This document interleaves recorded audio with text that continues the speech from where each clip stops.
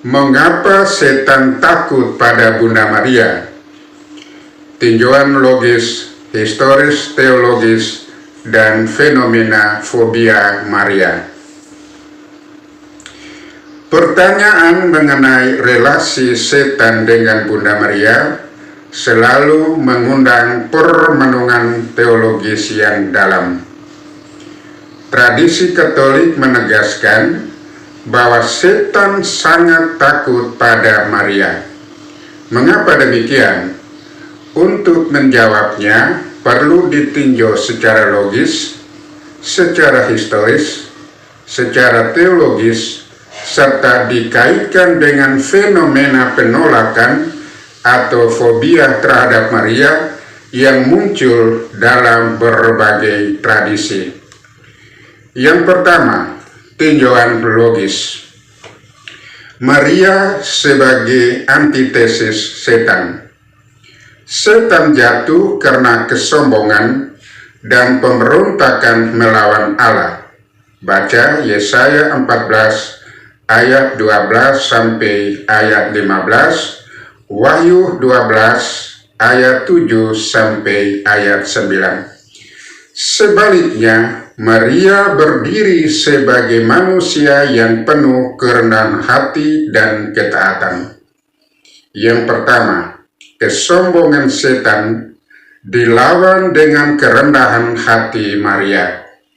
Aku ini hamba Tuhan, jadilah padaku menurut perkataanmu. Lukas 1 ayat 38. Yang kedua, pemberontakan setan dilawan dengan penyerahan diri yang total dari Bunda Maria. Yang ketiga, kuasa maut setan dilawan dengan Maria yang melahirkan sang kehidupan, yaitu Kristus Tuhan. Secara logis, Maria adalah antitesis eksistensial dari setan, sehingga kehadirannya menimbulkan ketakutan besar bagi roh jahat. Yang kedua, tinjauan historis, jejak permusuhan abadi. Sejak kitab Kejadian, permusuhan antara setan dengan seorang perempuan sudah dinubuatkan. Aku akan mengadakan permusuhan antara engkau dan perempuan ini, antara keturunanmu dan keturunannya akan meremukkan kepalamu. Kejadian 3 ayat 15. Gereja Katolik memahami bahwa perempuan itu sebagai Maria dan keturunannya adalah Kristus. Saya ulangi lagi, gereja awal memahami perempuan itu adalah Maria dan keturunannya adalah Kristus. Yang pertama, Bapak Gereja seperti Santo Irenaeus abad kedua menyebut Maria sebagai Hawa baru. Yang kedua, tradisi liturgi sejak abad pertengahan sampai modern selalu menempatkan Maria dalam doa melawan kuasa jahat, misalnya Rosario sebagai senjata rohani. Yang ketiga, sejarah penampakan Maria, yaitu yang pertama di Guadalupe, Lourdes, Fatima, menegaskan peran Maria dalam mengajak umat untuk bertobat dan melawan dosa, yang berarti melawan pekerjaan setan. Sejarah iman menunjukkan konsistensi Maria hadir sebagai tokoh sentral dalam perjuangan gereja melawan kuasa kejahatan atau melawan kuasa kegelapan. Yang ketiga, tinjauan teologis, gelar dan peran Maria.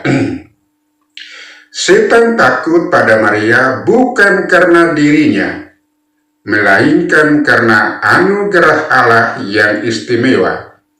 Pertama, Theotokos, yaitu Bunda Allah, ditegaskan dalam Konsili Efesus tahun 431.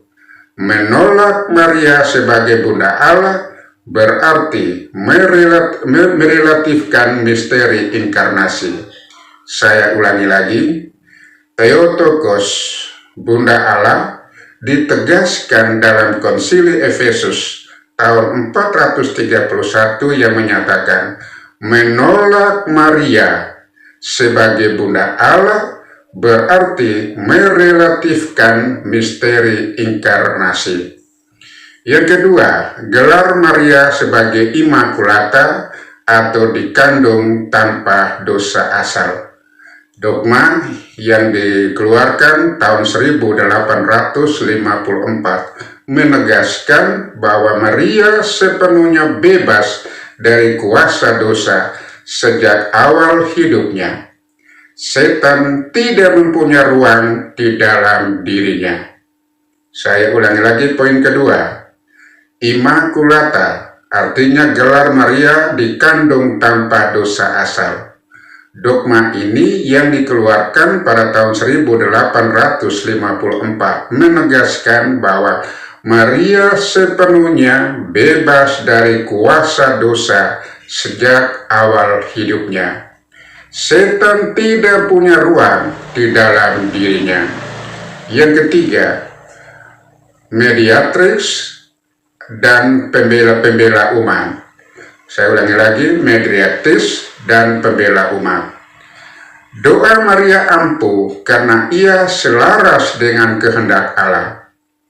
Yang keempat, kerendahan hati Maria. Santo Louis de Montfort menegaskan bahwa setan lebih takut kepada kerendahan hati Maria daripada pada kekuatan malaikat yang merendahkan hati menghancurkan kesombongan Lucifer. Yang keempat, Ratu Surga dan Bunda Gereja. Wahyu 12 menggambarkan perempuan yang melahirkan Mesias menjadi lambang kemenangan gereja atas naga besar, yaitu setan. Secara teologis, semua ini menjelaskan mengapa setan memiliki fobia kosmis terhadap Maria. Yang keempat, fenomena penolakan sebagai ekspresi fobia Maria. Penolakan terhadap Maria, terutama dalam gelar Maria sebagai Bunda Allah, sering tampak sebagai ekspresi fobia rohani. Yang pertama, psikologis. Ada ketakutan yang tidak rasional bahwa devosi kepada Maria akan menggeserkan Kristus. Saya ulangi lagi. Secara psikologis, bahwa ada ketakutan yang tidak rasional bahwa devosi kepada Maria akan menggeser Yesus Kristus. Padahal seluruh spiritualitas Katolik menekankan ad Jesum per Maria, kepada Yesus melalui Maria. Yang kedua, aspek teologis. Ekspresi fobia Maria adalah gema fobia setan sendiri. Saya ulangi lagi. Ekspresi fobia Maria adalah gema fobia setan sendiri. Jika setan takut pada Maria, wajar bila penolakan ekstrim terhadap Maria sering tampak tidak proporsional. Yang ketiga, tinjauan historis. Dalam reformasi, penolakan Maria lahir dari reaksi terhadap penyalahgunaan devosi. Lama-kelamaan berkembang menjadi mentalitas fobia. Apapun tentang Maria selalu dianggap berbahaya.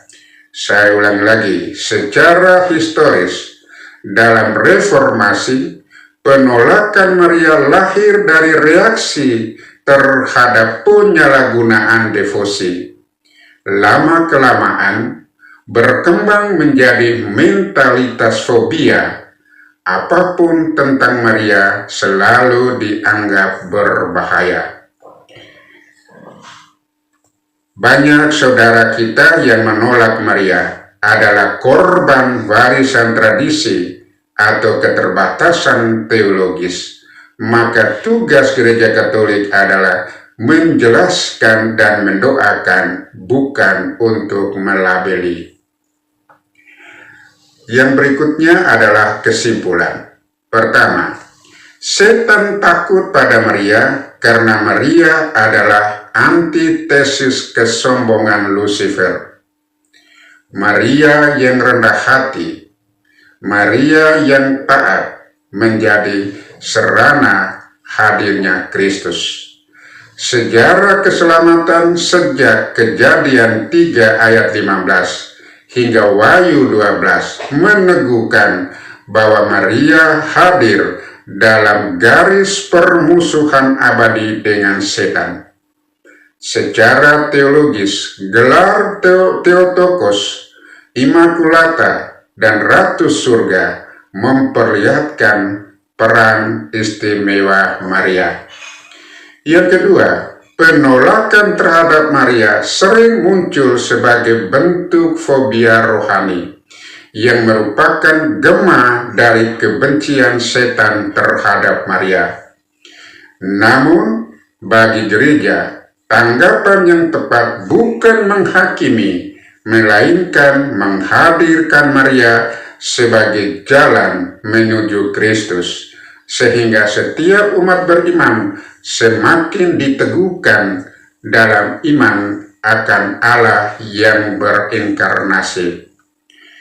Ave Maria, karena buah tubuh Maria adalah Yesus. Semoga Tuhan memberkati kita semua. Amin.